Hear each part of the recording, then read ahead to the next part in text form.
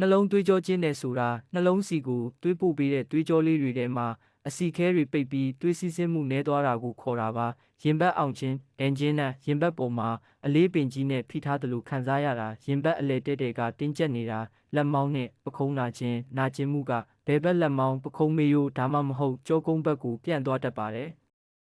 မောပန်းခြင်းအရင်ကလိုအလုံးမလုံးနိုင်တော့ပဲအမောမြန်လာတာလှေကားတက်ရင်မောတာအသက်ရှူချက်ခြင်းလေလုံလောက်အောင်မရတယ်လို့ခံစားရတာ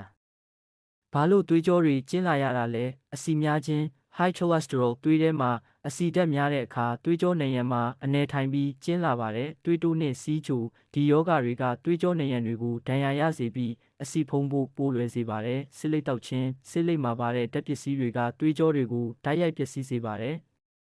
မျိုးရိုးနဲ့အသက်အရွယ်မိသားစုထဲမှာနှလုံးရောဂါအခန့်ရှိရင်ပိုသတိထားရပါမယ်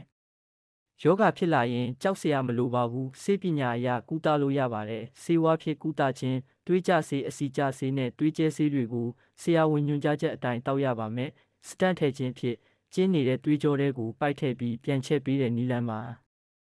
ခွဲစိတ်ကုသခြင်း bypass surgery နည်းလမ်းအဖြစ်သွေးကြောအသစ်နဲ့လမ်းကြောင်းလွှဲပြီးတွေ့ပေးတဲ့နည်းနဲ့လည်းကုသလို့ရပါတယ်ကာကွယ်ခြင်းအဖြစ်မဖြစ်ခင်ကာကွယ်တာကအကောင်းဆုံးပါအစားအသောက်တွေမှာဆိုရင်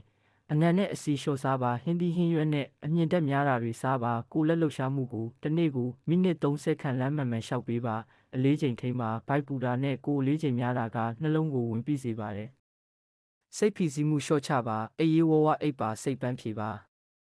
ပုံထဲမှာပြထားတာကသွေးကြောနံရံမှာဝါခဲအဆီတွေကတ်လာပြီးအဆီခဲတွေကြောင့်သွေးသွားလမ်းကြောင်းကျဉ်းသွားပြီးနှလုံးစီကိုသွေးအလုံးအလောက်မရောက်တော့တဲ့အကြောင်းကိုပြထားပေးပါတယ်လူရွံရဲ့ရှင်းပြထားတာတွေကိုလေ့လာရင်းနဲ့ကျန်းမာရေးဗဟုသုတတွေတိုးပွားကြပါစေနော်